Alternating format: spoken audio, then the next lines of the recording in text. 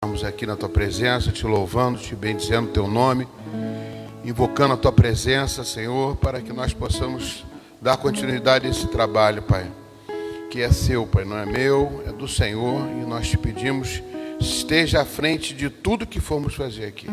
Me ajuda, Senhor, me conduza, Senhor Deus, conduza tudo que for feito aqui, em nome de Jesus. Amém. Vamos adorar a Deus.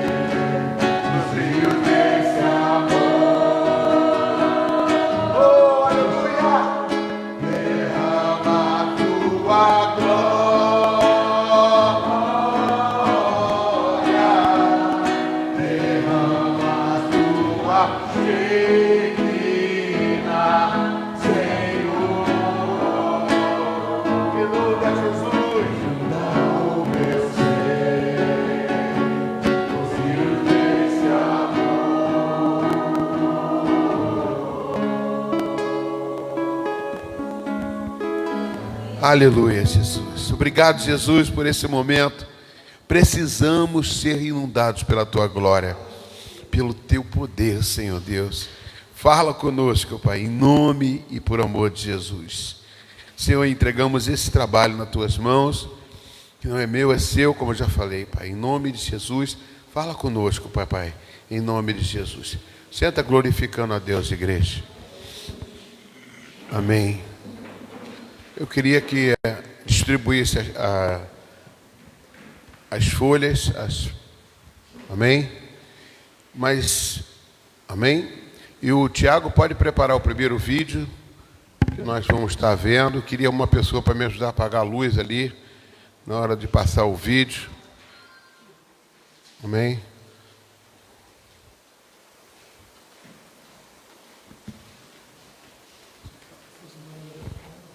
Já vou ler. Pode.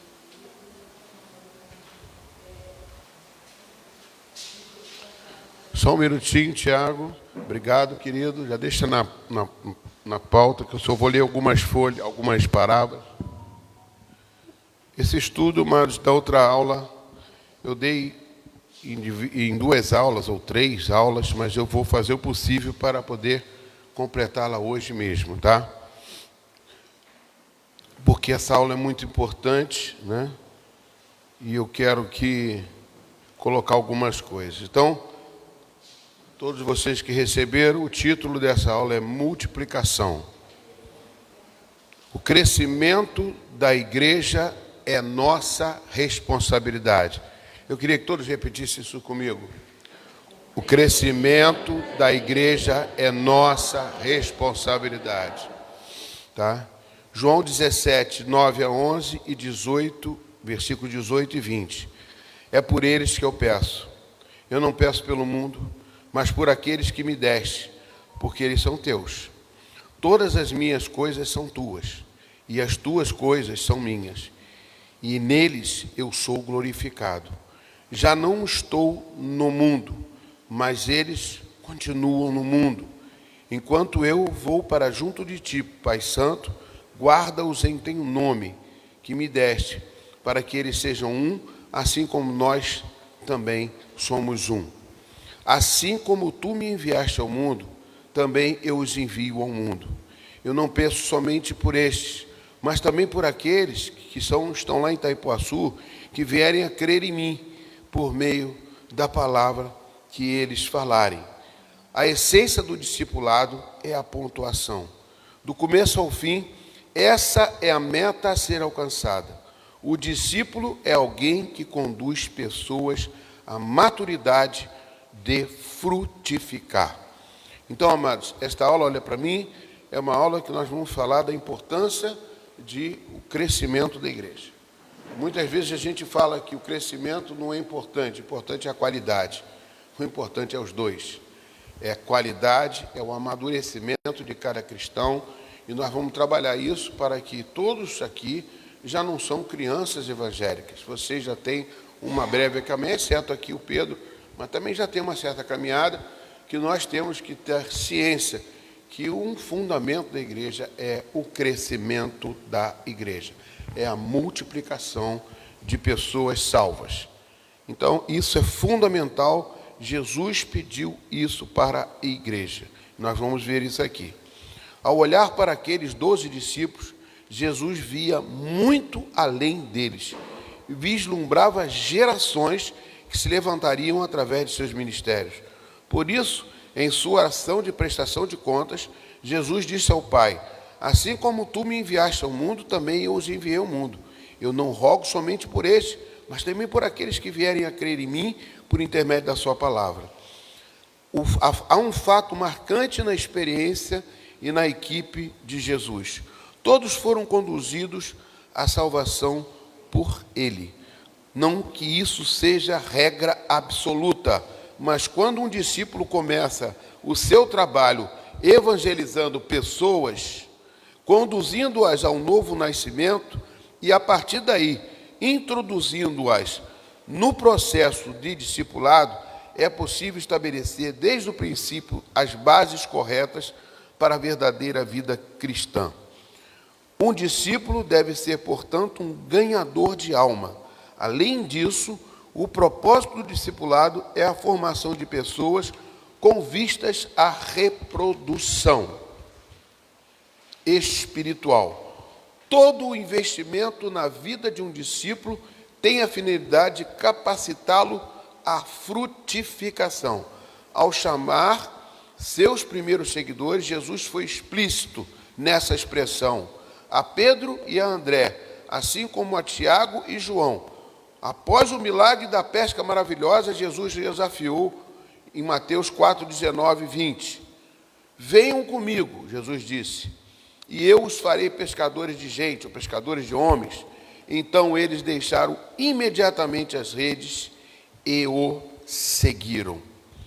Conduzir pessoas à salvação é a tarefa mais básica de um discípulo. Eu vou passar alguns vídeos agora. Não são pastores da nossa igreja, da nossa denominação, mas são exemplos que eu vou citar. Não quero que você se apegue a um pastor tal. Passando isso porque eu também, já o próprio bispo, já levou esses pastores para nós participarmos de um congresso com eles, de uma conferência com eles. E com certeza é fundamental que nós possamos estar aprendendo. Esse é um documentário da Igreja da Paz de Santarém. Por favor, pode passar, Tiago.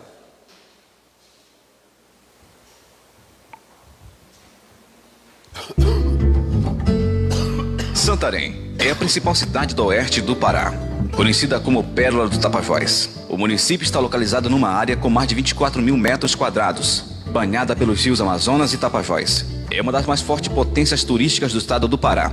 A população de Santarém é de aproximadamente 283 mil habitantes. É nesta cidade que está localizada a Igreja da Paz, que foi fundada pelo missionário Lucas Zuber e sua família em 1976. Durante todos esses anos, a Igreja da Paz está envolvida diretamente na grande comissão de Cristo e tem como lema todo mundo discipulado e todo discípulo um líder compromissado. O alvo da Igreja da Paz é implantar 100 mil igrejas na Bacia Amazônica, no Brasil e no mundo. E em Santarém, alcançar 120 mil discípulos. Desde 1993, a Igreja da Paz está baseada em células e tem desfrutado um fenomenal crescimento de reconhecimento internacional e tem sido referência de pastoreio para diversos ministérios no Brasil e no mundo.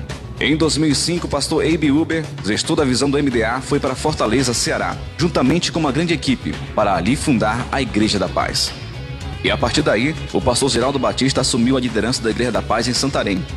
Por mais de 24 anos, pastor Geraldo caminhou lado a lado com o pastor Abe, com quem vivenciou experiências ministeriais marcantes, que foram relevantes para o seu desenvolvimento como pastor da igreja em Santarém. Isso facilitou muito, creio que Deus capacita, claro, a gente não pode nem pensar, em não falar isso, mas é de suma importância o discipulado. Eu estive com ele todo esse tempo e aprendi muito.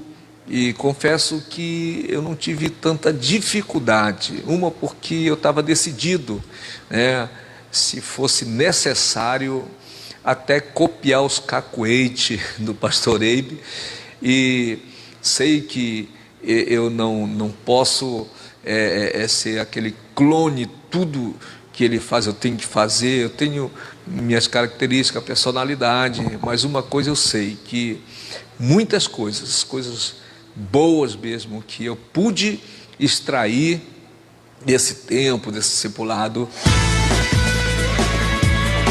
A unidade tem sido a marca da Igreja da Paz. Em Santarém, até 2009, haviam várias congregações da Igreja da Paz em diversos bairros, onde cada uma era uma igreja local com seu devido pastor. Mas naquele ano, sob a direção do Espírito Santo, algo espetacular aconteceu. A fusão destas igrejas locais com a sede regional. Uma a uma foram entrando na fusão, formando então somente uma Igreja da Paz em Santarém, sendo que cada congregação chamamos de núcleos, onde debaixo da unção de Deus, o pastor Geraldo é o pastor principal. As nossas igrejas, que eram igrejas, cada uma autônoma, funcionava da seguinte forma: cada pastor era autônomo e podia fazer o que ele quisesse fazer. Cada pastor tinha a liberdade de seguir o rumo, desde que aqueles princípios, aquelas bases continuasse alinhavada com a sede regional, com a Missão Paz, mas ele tinha também a liberdade de seguir direções E isso foi um pouco prejudicial. E a gente sabe que se não tiver um só pensamento, uma só alma, um só espírito, como nós estamos hoje vivendo isso, é quase impossível de a gente ver uma denominação crescer, uma denominação ter um sucesso num projeto que eles têm de crescimento, de multiplicação. É muito difícil. Um exemplo de uma igreja que entrou na fusão foi a Igreja da Paz Curaúna, onde o pastor Genildo Carvalho liderava, sendo esta, naquele momento, a segunda maior igreja local. Como igreja autônoma, nem sempre é muito fácil você abrir mão do seu ministério, né? E isso foi o fim do ministério do exclusivismo, porque nós, com isso, nós viemos a realmente abrir mão da autonomia que nós tínhamos como igreja. A igreja se torna um caixa único, uma só igreja. Mas, por outro lado, nós também nos tornamos parte de algo muito maior. Estamos aí somando com a igreja, sendo abençoados, e agora mais ainda, com mais segurança, nós nos sentimos agora muito mais seguros a nível ministerial, né? Porque quanto mais o pastor se isola, se torna autônomo, mais perigoso é. E nós realmente estamos mais próximos da nossa liderança do que nunca. O crescimento da igreja se deve ao trabalho semanal que as células têm desenvolvido em todos os bairros de Santarém, em 2 dias principais, quarta-feira à noite e sábado à tarde. É na célula que cada membro é cuidado individualmente e semanalmente através do MDA, Modelo de Discipulado Apostólico. Esta é a relação discípulo e discipulador, que tem mudado vidas. A Igreja da Paz investe na capacitação dos líderes, através da Escola Ministerial Paz e outros cursos. É no TADEL, treinamento avançado de líderes, que os líderes e futuros líderes são capacitados e motivados pela liderança. Reunião esta que acontece toda terça-feira na sede regional e nos núcleos. É nesta reunião que o líder de célula tem um contato direto com seus supervisores, que na ocasião entregam um relatório semanal das células, uma prestação de contas fiel, onde a arrecadação de relatórios beira os 100%, informando o dado de cada célula, como número de membros, visitantes, MDA, crianças e GE. Aos domingos na igreja sede são realizados 7 cultos de celebração consecutivos, começando às 7 horas da manhã. Não é possível comportar todos os membros no templo, e assim se faz necessário o uso de telões em salas climatizadas e áreas livres, nos cultos com mais participações. E nos demais núcleos, mais 41 cultos de celebração. Para tanta gente, se faz necessário o auxílio de 60 linhas de ônibus, que fazem fretes para os diversos núcleos, transportando os membros gratuitamente. Tanto movimento, causando alguns bons problemas.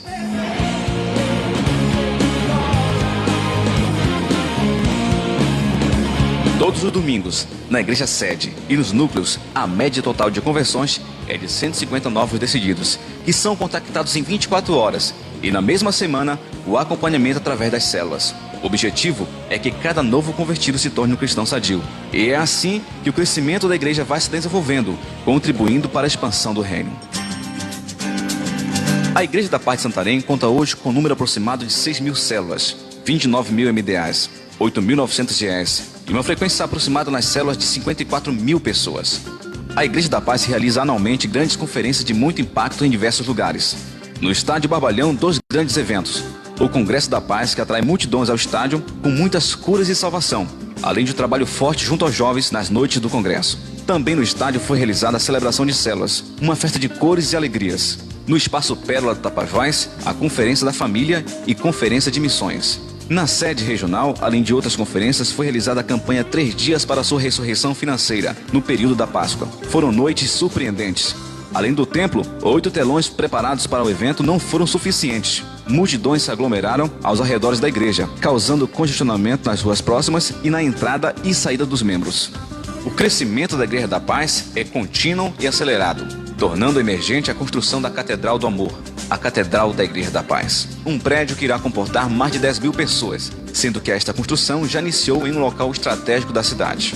Estou aqui no meio da construção da Catedral do Amor, mais precisamente na fundação da Catedral. E nesta área, para você ter ideia, já foram usadas 5.300 sacas de cimento e mais de 65 toneladas e meia de ferro.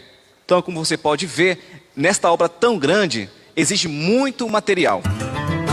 Há também um trabalho missionário muito forte na região dos Ribeirinhos e Planalto. Afinal, é impossível ignorar aqueles que vivem marginalizados e na miséria por não experimentarem o poder restaurador de Jesus.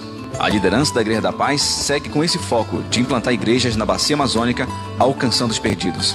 Além disso, muitos trabalhos de assistência social são realizados, como distribuição de filtros nas comunidades, assistência médica e odontológica aos necessitados. A Igreja da Paz está em toda a região norte e em outros estados, com bases bem consolidadas, além de igrejas no Japão, Suíça e Estados Unidos. O alvo é alcançar as grandes cidades, com grandes equipes de missionários. A fase inicial desse projeto deu-se com pré-atos em ação, onde o pastor Sabá Liberal saiu de Santarém com uma equipe para fundar a Igreja da Paz de Boa Vista, Roraima. 2005. Pastor Eibe, juntamente com sua família e uma equipe de quase 100 pessoas, foram enviadas para Fortaleza, para ali estabelecer uma base da Igreja da Paz. E até o primeiro semestre de 2011, a Igreja de Fortaleza conta com aproximadamente 400 células e uma frequência aproximada de 3.500 pessoas nas células, e um núcleo no bairro de Parangaba e 32 igrejas implantadas no Ceará. 2010. Pastor Vitório e uma equipe de pastores e obreiros são enviados para Sinop, Mato Grosso, onde o trabalho já está bem acelerado e frutífero. 2011, pastor Sabá, juntamente com sua equipe, estão se preparando para serem enviados no mês de julho para Cuiabá, Mato Grosso. E Deus tem colocado no coração da nossa liderança esse grande projeto. Sei que é um projeto que envolve não somente eu e minha esposa, mas uma equipe muito grande. Somos 19 famílias, total de 75 pessoas que estão indo para esse grande projeto, Projeto Cuiabá, no Mato Grosso. E nós somos realmente privilegiados de Deus ter nos escolhido para estar na frente desse grande trabalho. Somente uma vida temos, e logo ela passará. Somente o que for feito por Cristo permanecerá. Diante de tanto crescimento e desafios, ainda podemos dizer, e isto é só o começo.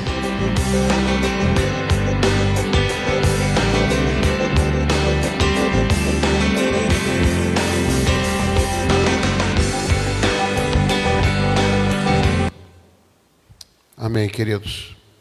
Acende a luz um pouquinho. Pastor, você quer isso para a gente? Nós vamos ter o nosso modelo, a nossa forma de trabalhar.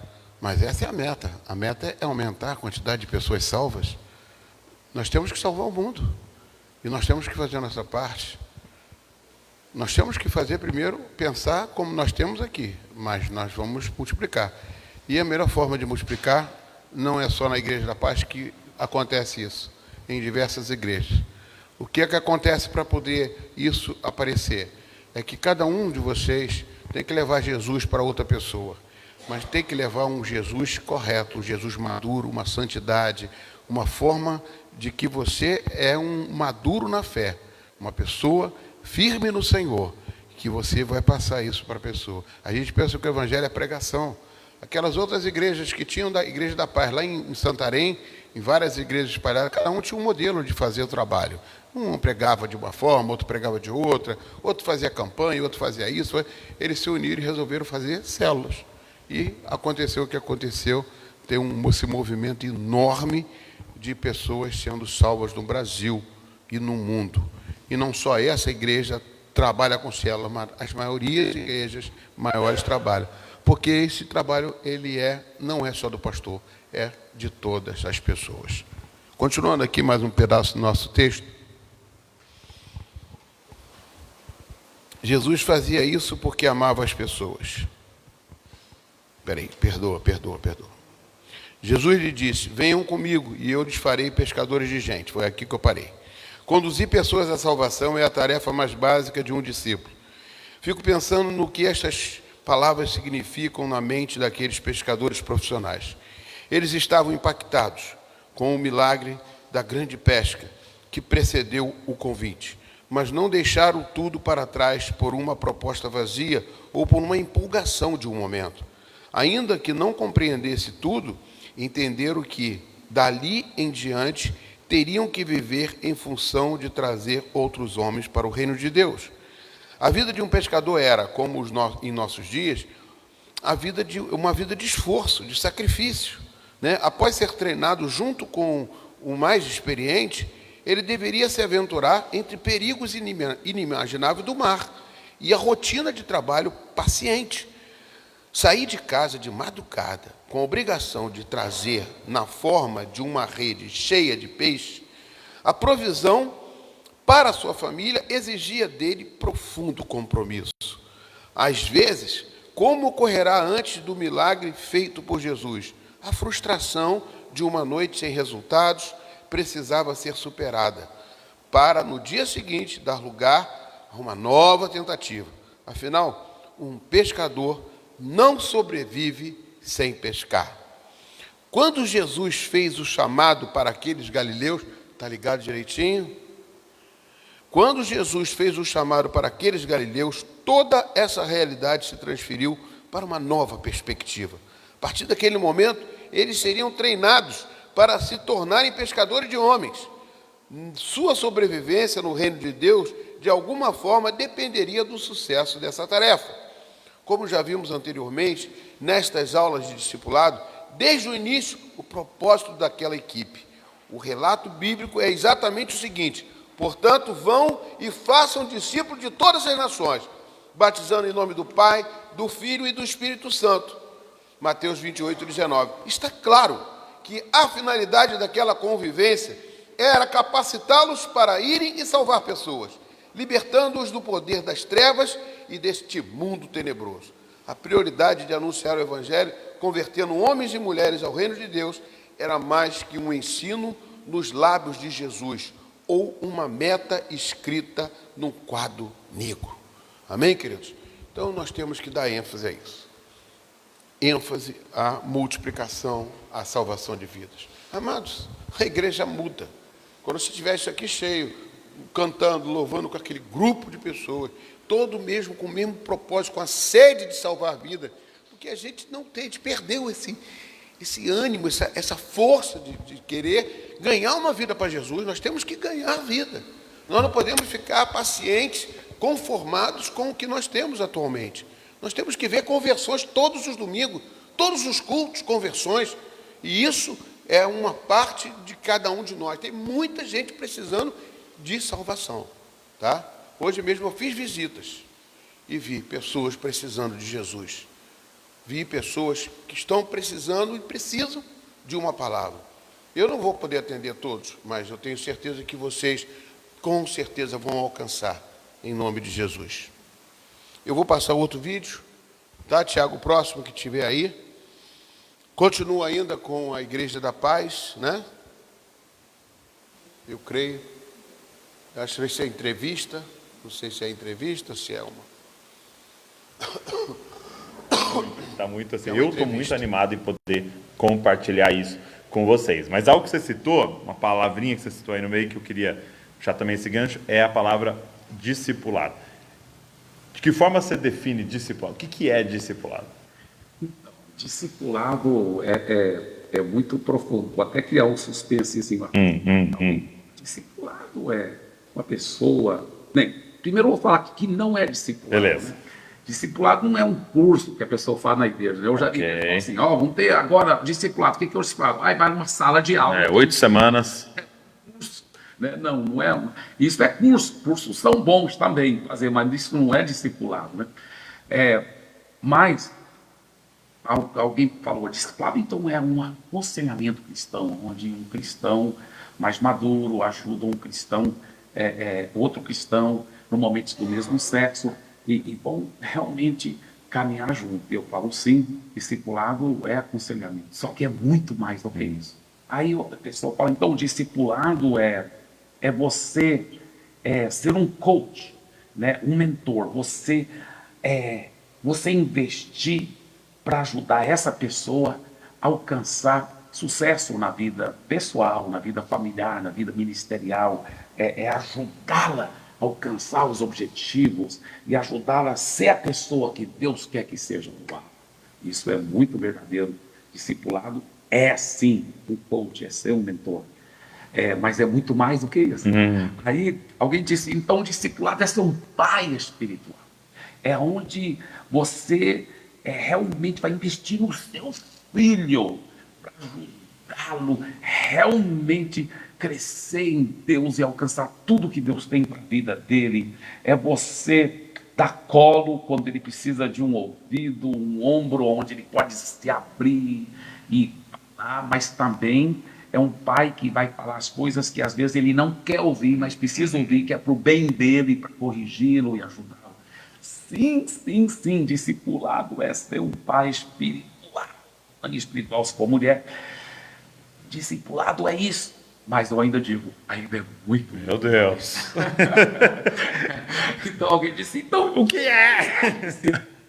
Discipulado pode ser resolvido, por incrível que pareça, mas em 3 palavras. 3 palavras. Transferência de vida. Transferência de vida. É onde eu entendo que eu sou um canal do Espírito Santo para transferir a vida de Deus para dentro do meu discípulo. Então, eu não estou fazendo discípulos para mim, estou fazendo discípulos de Jesus, para ser parecido com Jesus, um Jesus Christ. Então, o que eu estou fazendo? Eu vou poder olhar para o discípulo que Deus confiou nas minhas mãos e dizer, em relação ao nosso discipulado, eu quero que você saiba que eu estou aqui para te servir, para te amar, para lavar os seus pés. Está dando para ouvir? Para ser um canal da vida de Deus, para transferir essa vida de Deus dentro da sua vida, para te servir nessa área. Eu estou aqui para ajudar você a alcançar os sonhos de Deus para a sua vida. Em relação ao nosso discipulado, eu existo de uma razão somente, para ajudar você a alcançar os sonhos de Deus para a sua vida. Então, é transferência de vida. Muito bom. Transferência de vida. E aí, isso pode acontecer através de um aconselhamento, transferindo vida. Uma paternidade. Pode cortar, Tiago. Obrigado, Tiago. Amém, queridos? Vamos lá. O que é discipulado? Ele está falando. Ele disse o que não é discipulado. A gente pensa, o discipulado é um curso. Está com frio, minha irmã? Está frio? Pode baixar um pouco o ar-condicionado, por favor? Está comigo aqui? Oi? Aumentar, né? Diminuir não, né? Aumentar. Amém. Então, mas discipulado é o quê? Discipulado não é, ele falou assim, é um curso? Não, não é um curso. Mas o curso ajuda? Ajuda. Discipulado é como se um pai cuidasse de um filho, tratasse dele, disciplinava ele, levando toda a palavra de Deus para ele, falando. É discipulado, mas é muito mais do que isso. É uma transferência de vida de Deus, minha, para outra pessoa. É uma responsabilidade muito grande de você passar o que é de Deus, não o que é seu, para outra pessoa. Você tem coisas erradas, mas você vai passar o que é de Deus. Mas você tem que ser um exemplo de Cristo. Para isso, você tem que ser discipulado, amadurecido, não pode ser uma pessoa volúvel, tem que ser uma pessoa firme no Senhor, porque essa responsabilidade que Jesus passou por discípulo, para passar para outros também passarem de uma forma correta para outros. Nós estamos transferindo a vida de Cristo para outra pessoa. Isso é muito importante. Então a gente pode ser uma pessoa volúvel, uma pessoa inconstante, um problema, uma dificuldade, uma doença, isso não pode afetar aquilo, compromisso que eu tenho de Deus. Porque Deus vai cuidar da minha vida e eu não vou mudar isso. Eu estou passando necessidade, não posso por causa disso, eu não sei, por causa daquilo. Você vai transferir a vida, porque a pessoa que vai nascer ali em Cristo, ela tem que ser uma pessoa segura e forte para poder dar prosseguimento ao trabalho de Cristo. Isso é um trabalho importantíssimo. Amém? Eu fiz um texto, eu fiz uma montagem de textos. Isso é novo na aula, mas como eu tenho feito nas aulas, eu tenho cada vez mais me identificando com isso e me aproximando disso, né? Um dos textos, eu vou ver se o Tiago consegue passar aqui, que eu quero que vocês leiam. O que acontece?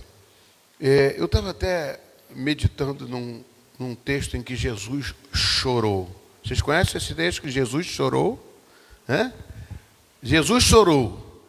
Quando foi que Jesus chorou? Vocês sabem? Na morte de Lázaro. Amém?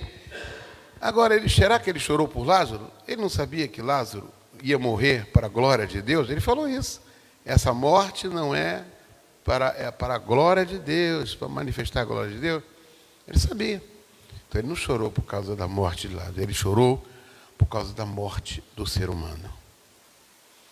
Ele chorou. Agora, imagina Jesus chorar. O conhecimento, a mente dele é muito maior do que a minha. O pensamento dele é muito maior que o meu. Eu não tenho noção daquilo que Jesus passou pela cabeça, é muito grande. E eu perguntei a Deus, não que eu tenha resposta de Deus,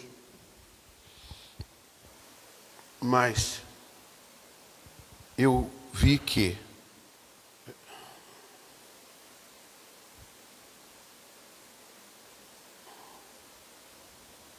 misericórdia.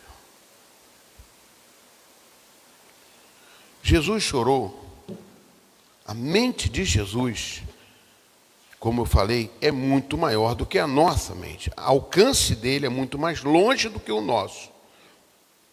A sua missão que veio fazer na terra era o quê?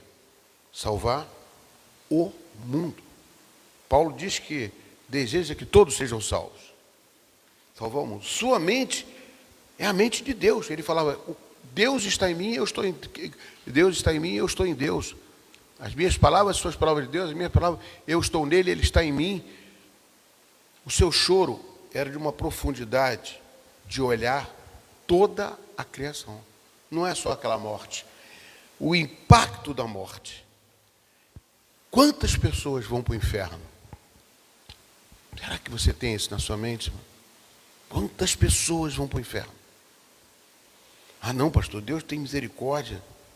Jesus falou que haverá choro e ranger de dentes. Todas as vezes ele fala de inferno, tristeza, sofrimento, desgraças. Tudo isso deve ter passado na mente de Jesus. Tudo isso que nós estamos passando. Isso tudo passou naquele momento. Por quê?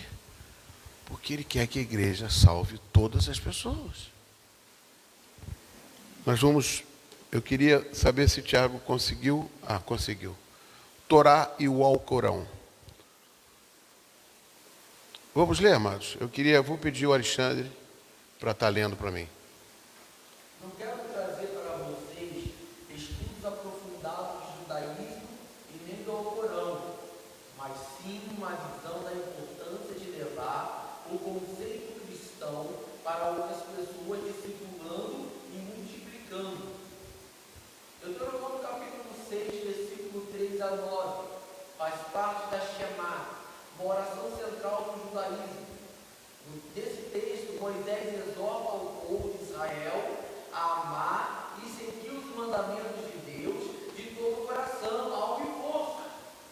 Ele também orienta que essas palavras sejam sempre lembradas, ensinadas às crianças e colocadas como sinais na mão, entre os olhos e os umbrais das portas. No judaísmo, essa passagem é literalmente seguida através do uso do tefilim, caixinha contendo textos da Torá, amarrada ao braço e à testa, e da mezuzá, uma pequena caixa contendo pergaminhos afixados nos umbrais das portas. Há muita semelhança da transmissão dos ensinamentos religiosos da geração em geração, tanto no judaísmo como no islamismo. No judaísmo, a prática do tefilim e da mezuzá simboliza essa responsabilidade de manter os mandamentos de Deus no centro da vida diária e de ensinar esse preceito aos filhos. Portanto, tanto no judaísmo quanto no islamismo, há uma ênfase em garantir que os ensinamentos religiosos sejam profundamente enraizados na vida cotidiana e no transmitido com seriedade e dedicação.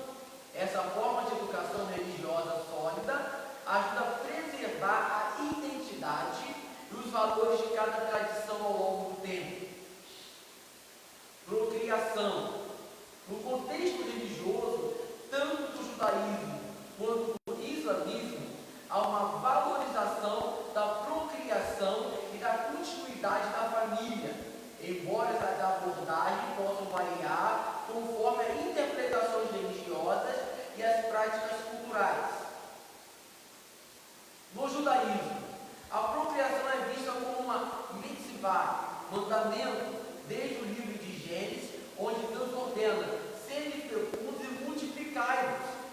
Em algumas tradições judaicas, essa ênfase é forte, especialmente em comunidades ortodoxas, onde ter uma família grande é considerada uma bênção e uma forma de cumprir os mandamentos de Deus.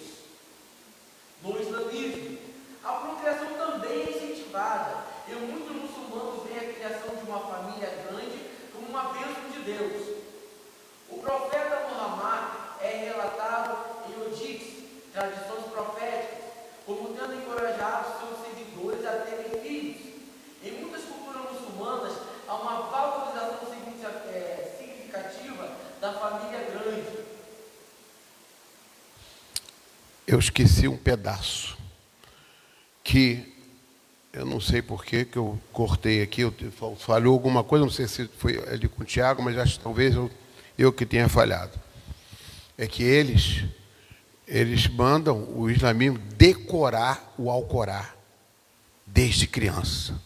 Decorar trecho, com formas, não como o mitzvah, como agarrado aqui, mas eles fazem forças de uma forma muito inscrita para poder decorar desde criança. Pode acender a luz. O que significa isso, amados, que eu quero trazer para vocês?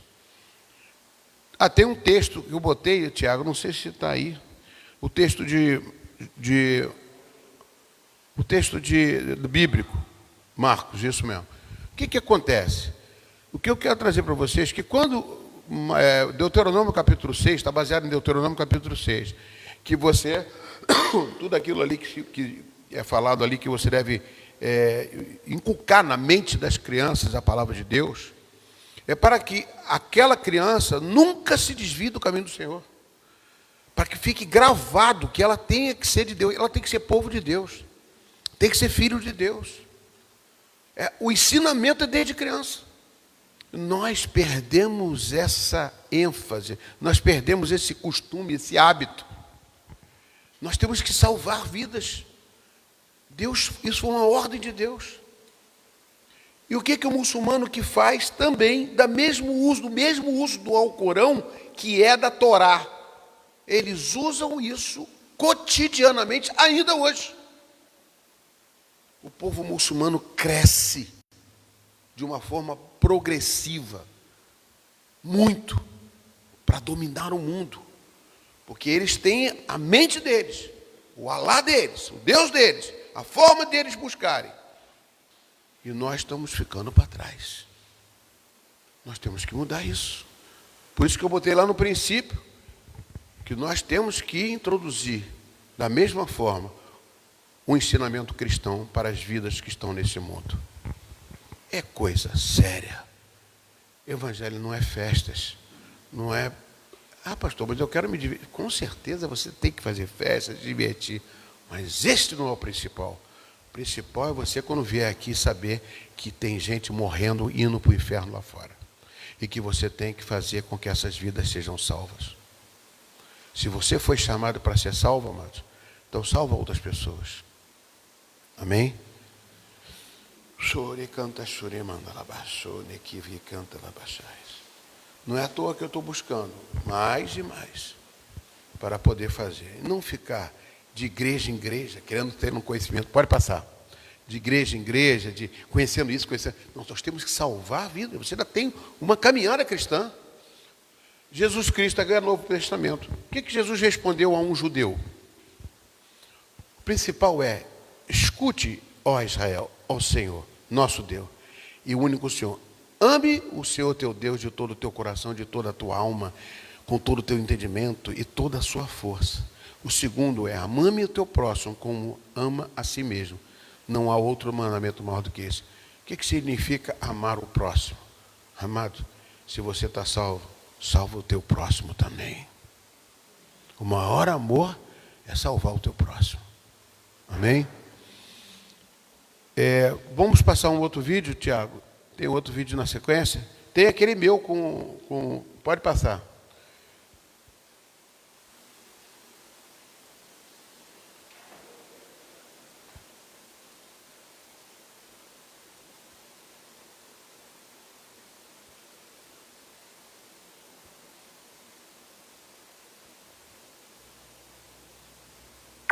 Jesus disse: Ide e faça discípulos.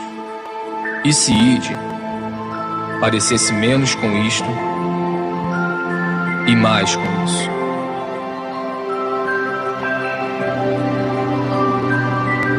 E se fazer discípulos parecesse menos com isto e mais com isso.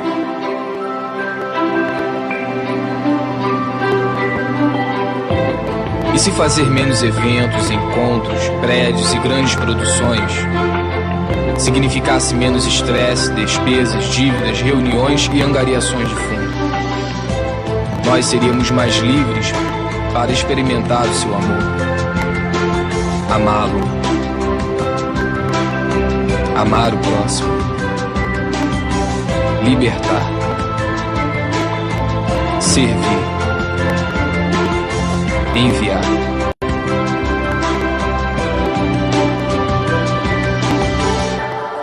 E se ao invés de fazer concertos, bazares, palestras, boletins e erguer prédios, nós fizéssemos mais discípulos para amar, cuidar e ensinar as pessoas, como Ele fez, e como Ele fez, e eles fizeram. Esta é a nossa missão. Este é o grande chamado. Amar, libertar, servir, ir onde se fizer necessário. Isto é discipulado. Isto é igreja. Esse é mais um vídeo inspirador e ilustrador do que é o discipulado. O discipulado não é só um curso, não é só uma festa, não, é uma coisa muito maior do que isso. E a nossa igreja tem que caminhar para isso. Não tem outro caminho. Ah, vai mudar o culto? Não vai mudar, a gente vai mudar nós. Vamos continuar cultando, pregando, mas nós vamos dividir essa responsabilidade com cada um de vocês. Cada um de vocês tem que produzir frutos. Amados, vocês são ramos da videira. E o ramo que não produz frutos. Ah, pastor, eu produzo frutos, eu sou bom, eu sou isso, sou aquilo. Tem que produzir filhos para Deus. Nós temos que produzir. Como? Pastor, eu tenho filhos, tenho marido, tenho mulher. Amados, se Deus é por você, você vai conseguir. Você vai conseguir. Eu tenho certeza disso. Nós vamos abrir um lugar, nós vamos abrir uma casa, nós vamos ali chamar o vizinho, nós vamos sentar e tomar um café com uma pessoa. Isso não vai ser só num dia na semana, não. Vai ser cotidiano você preocupado em chamar uma pessoa para Cristo. Deus vai ver dentro de você essa semente pronta para germinar no coração de outro. Amém? Deixa eu dar uma continuidade aqui no texto.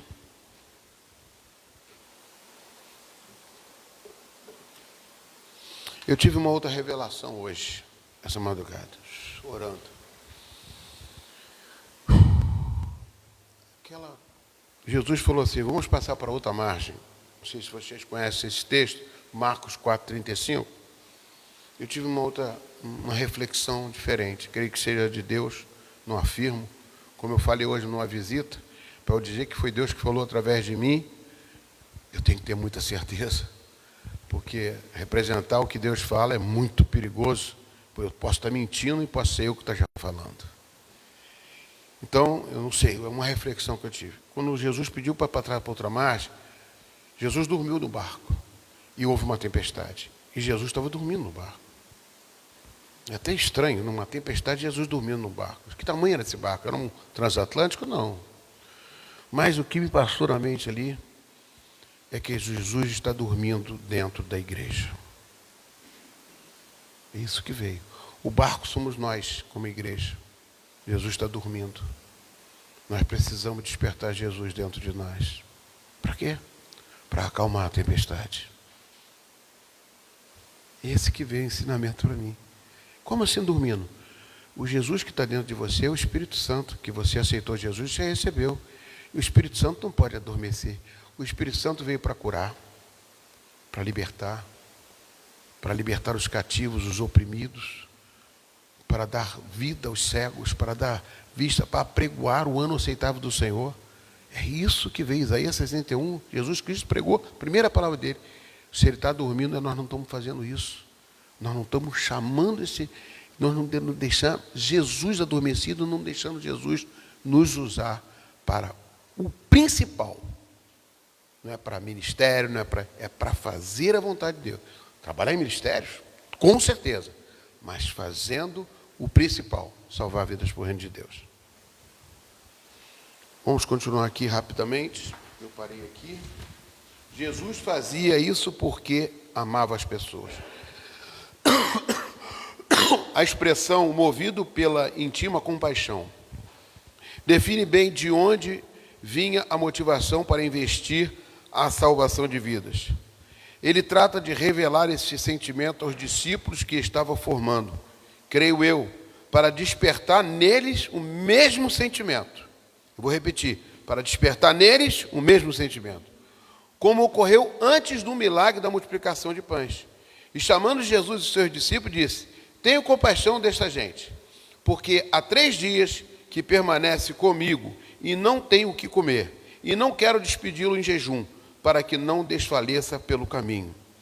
Em situações assim, o Senhor demonstrava que, embora tivesse uma grande visão, não tratava a multidão como mera plataforma do seu sucesso, mas conhecia o valor de cada pessoa.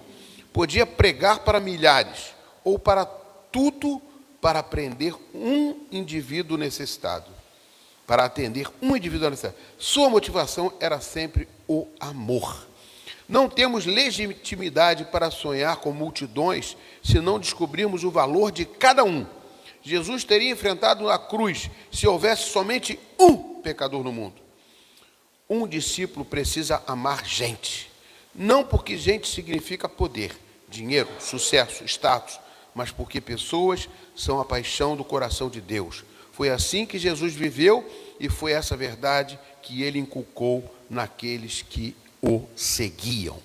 Precisamos entender também que a multiplicação é um tema central na vida da igreja. Ela reflete o propósito eterno do Pai. Desde quando criou o homem, esse desígnio está estabelecido por Deus. Você se lembra das primeiras palavras que Deus disse a Adão, lá no Éden? O Senhor soprou fôlego de vida nas narinas do homem. E quando Adão abriu os olhos, o Deus eterno lhe diz: crescei e multiplicai-vos, enchei a terra e dominai-a. Desde o princípio, um plano de conquista por meio da multiplicação foi estabelecido como forma de implantação do reino de Deus na terra. Na formação de seus 12 discípulos, Jesus não apenas despertou em suas vidas a capacidade de sonhar, mas os responsabilizou pela frutificação. Eles estavam recebendo motivações para investir no reino de Deus, dando o resultado de ganhar vidas, sendo este o maior propósito. O Senhor era muito explícito em colocar a abundância de frutos como meta que seria cobrada. Eu sou a videira verdadeira e meu Pai é o lavrador ou o agricultor. Todo ramo que estando em mim não der fruto, ele corta. E todo o que dá fruto, ele vai limpar, para que produza mais fruto ainda. Nisto, ele é glorificado. No meu Pai. Que vocês deem muito fruto, e assim mostrarão que são meus discípulos. Isso é bíblico.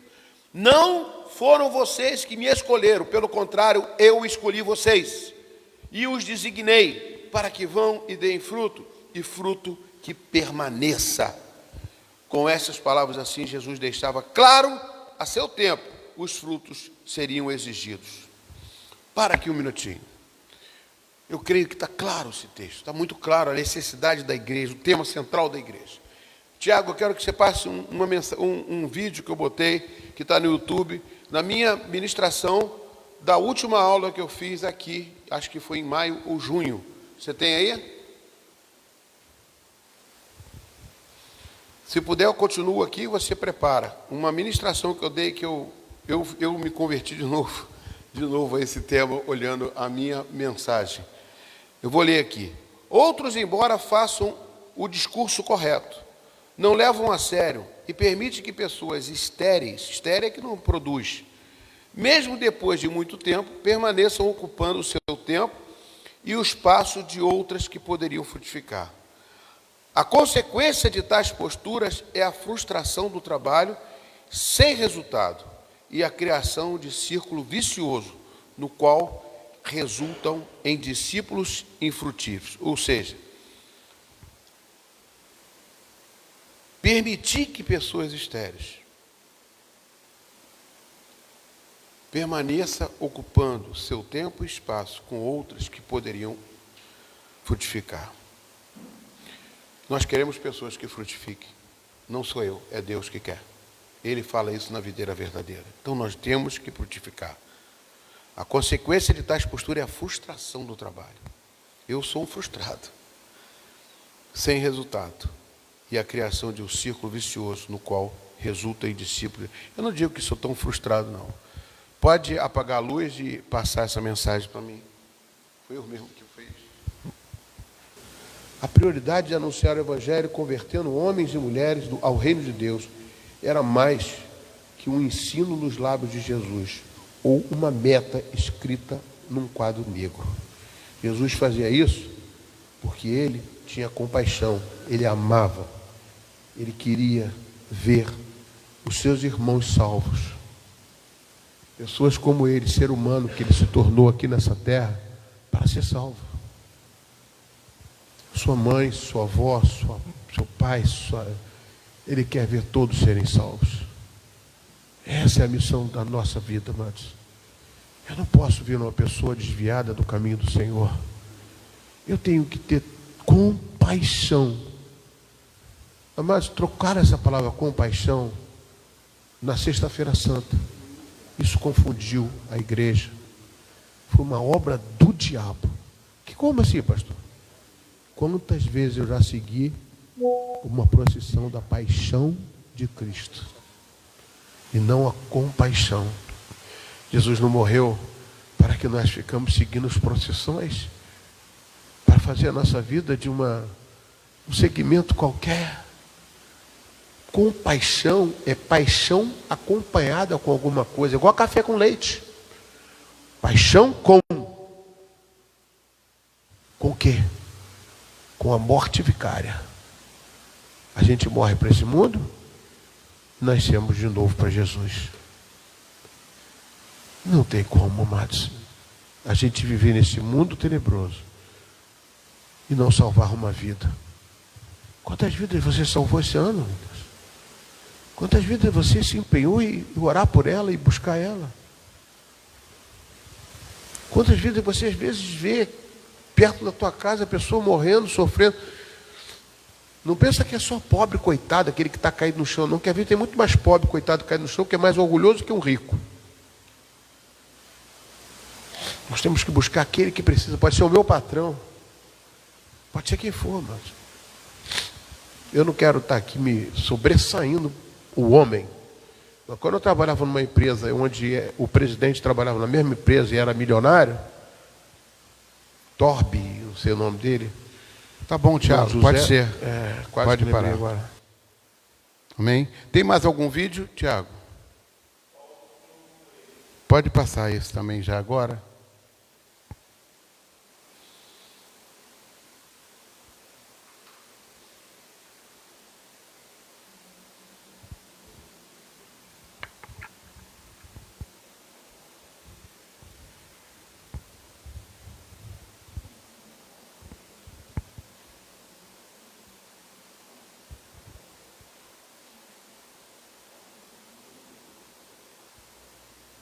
Queridos e amados irmãos tão preciosos, discípulos aí do pastor Luiz Tavares, da Igreja Metodista de Itaipu-Açu, a classe da nova criatura, todos os discípulos, eu quero te encorajar.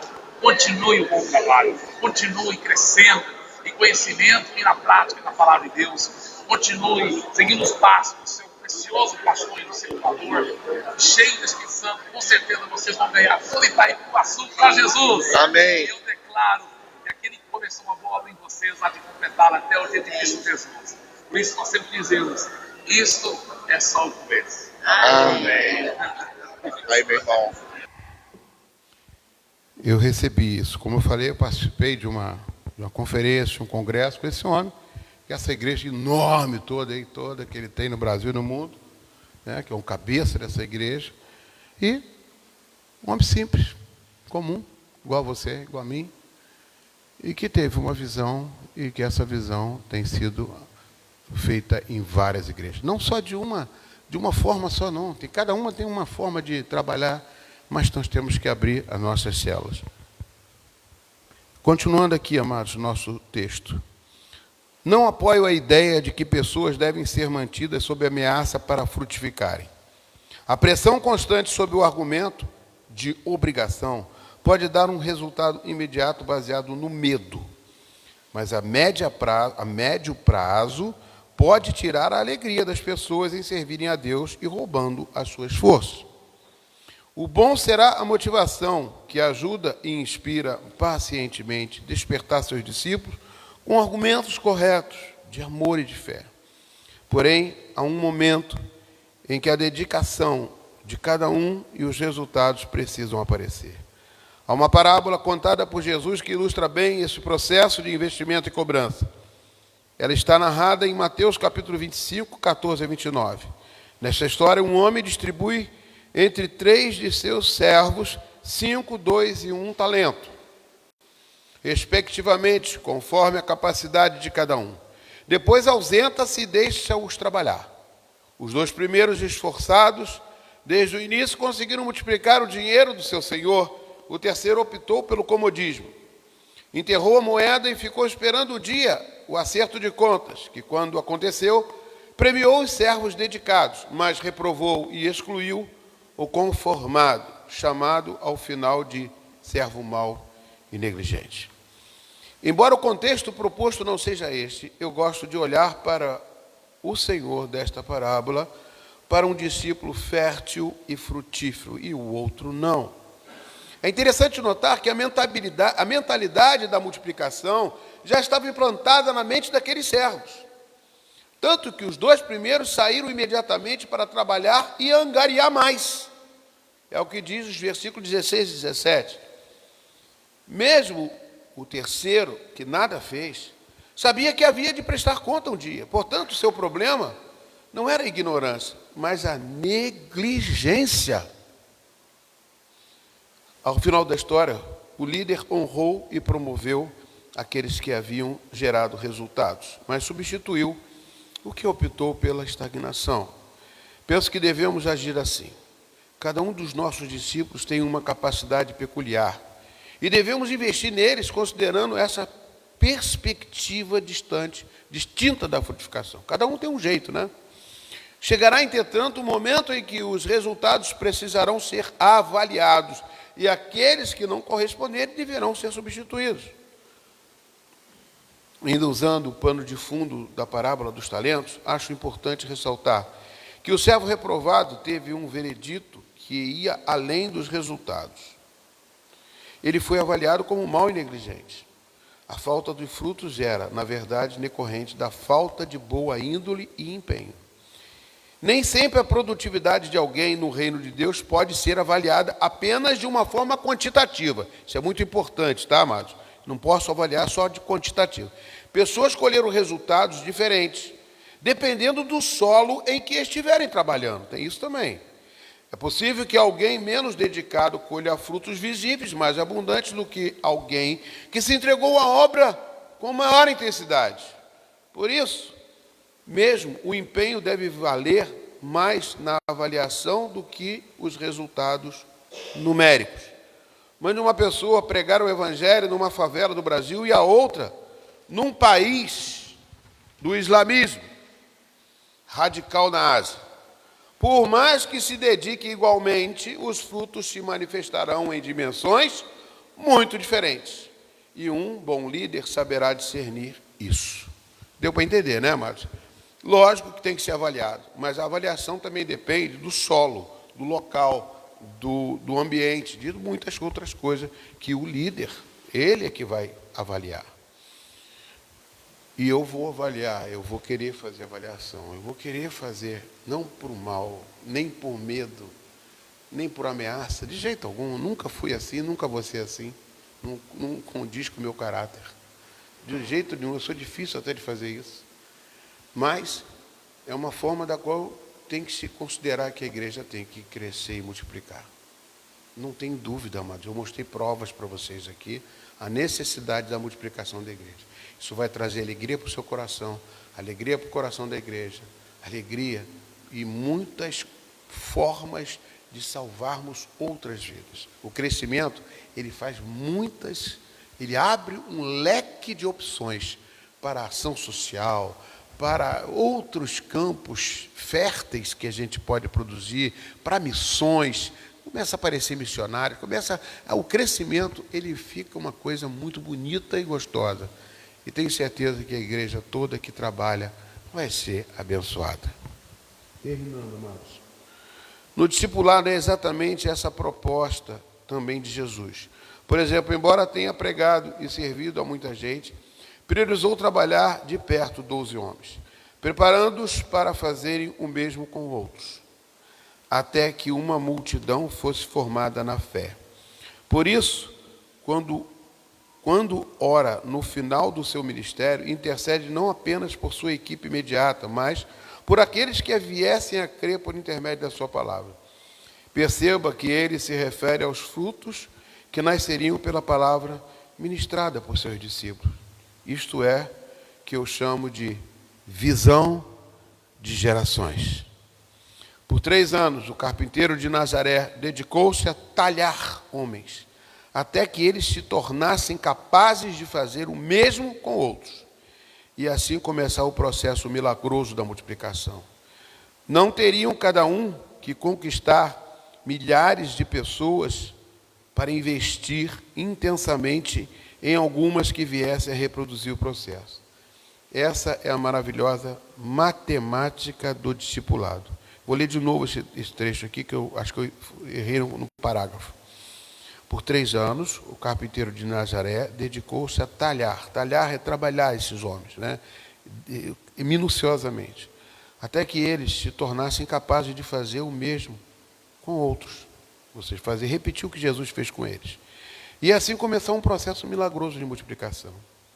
Não teriam cada um que conquistar milhares de pessoas, mas investir intensamente em algumas que viessem a reproduzir o processo.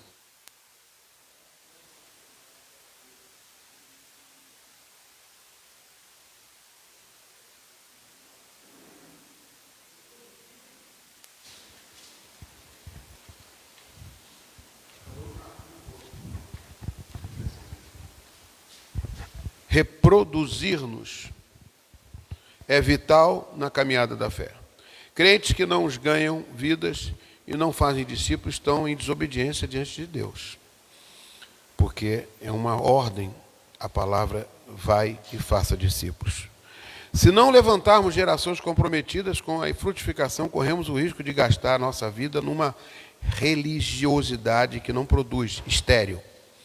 E por fim, ouviremos o veredito de que passamos de servos maus e negligentes, sem direito a entrarem no gozo do seu Senhor. Queria só ver, estamos encerrando, conseguir. Eu tenho me dedicado a esse curso muito pouco. Eu queria me dedicar muito mais. Queria estudar muito mais, queria fazer muito mais. Temos muitas coisas para fazer na igreja, mas tenho talhado um tempo para poder fazer com que vocês abracem essa causa, né? Queremos abrir células. Estou orando. E vão surgir oportunidades. Quero casas. Quero líderes. Pessoas que querem passar o Jesus que está dentro de você para outra pessoa. Você foi transformado? Foi tocado? Fala com o pastor. Eu quero. Eu preciso. Estou disposto a mudar a visão dessa igreja. Quero mudar. E vou mudar. Eu mudei. E quero mudar vocês. Eu vou querer ver alguma coisa aqui. Todos os vídeos foram passados, né, Tiago? Espera aí um minutinho. Eita.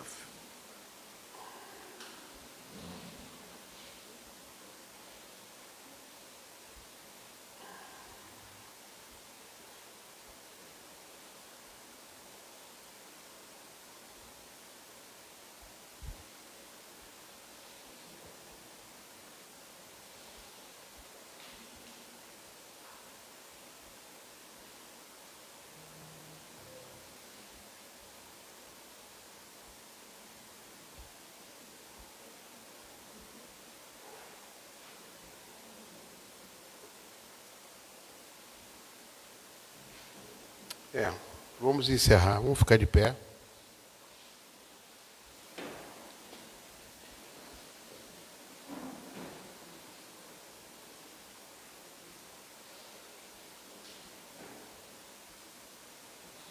Coloque sua vida diante do Senhor. Senhor Deus, eu entrego a Ti, Pai, o trabalho dessa noite no coração dos Teus filhos. Para que todos, ó Pai, reflitam e me ajudem nesta caminhada. Porque sozinho eu não vou conseguir. Eu dependo deles, Pai. Creio que também Jesus dependia dos seus discípulos. Porque Ele investiu neles por 3 anos, para que eles pudessem chegar esse evangelho até nós e nós termos a esperança da salvação. Por isso, Senhor Deus, eu invoco a Tua presença mais uma vez. O Teu poder, Senhor Deus, a Tua glória, que movimenta a nossa vida, que nos deu tantos milagres, que fez tantas coisas por nós, que continua, Senhor Deus, fazendo maravilhas no meio do Teu povo. Eu continuo colocando a minha vida diante do Senhor para conduzi-los, ó Pai, nesta caminhada, meu Deus. Eu creio que Tu chamastes, ó Pai, esse grupo. Eu já estou na 3ª turma, Senhor Deus. Vamos começar ainda a segundo módulo, que eu vou rever ainda bastante coisas que talvez eu tenha que mudar no módulo, na apostila que já está pronta, porque quero vê-los, Senhor Deus, totalmente tratados para fazer o melhor para Ti, para passar o melhor para Ti para outra pessoa. E que essa pessoa seja da mesma forma conduzida, como Jesus produziu isso dentro dos discípulos, para produzir outros da mesma forma, nascerem já diferentes, nascerem para Cristo com essa missão de multiplicação. Eu entrego nas Tuas mãos, ó Pai. Entrego a Ti, Senhor Deus, a minha oração. Entrego a Ti a minha oração, pois Tu és, Senhor, fonte de águas vivas que há em mim. És a minha esperança, eu descanso em Ti. Posso confiar que a vitória está por vir.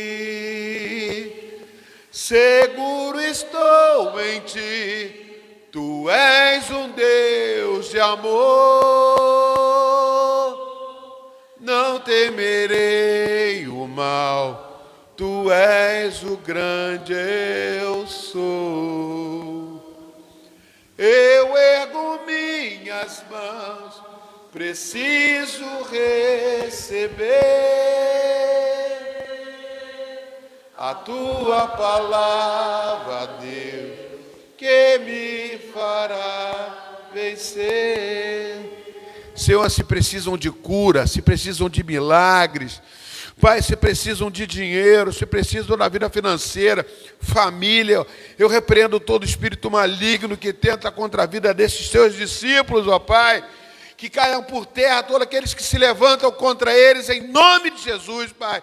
Manifesta na vida deles a disposição de viver, lutar e vencer. Para onde que eles colocarem a planta dos pés, é Teu solo, Senhor, é solo deles, ó Pai. Eles são Teus filhos. Por isso eu entrego nas Tuas mãos. Capacita-os, ó Pai. Capacita-os, Pai. Capacita-os, ó Pai. Em nome e por amor de Jesus. Dê uma salva de palmas para o Rei dos Reis, Senhor dos Senhores, Jesus. Aleluia. Amém, queridos. Muito obrigado. Que Deus abençoe vocês.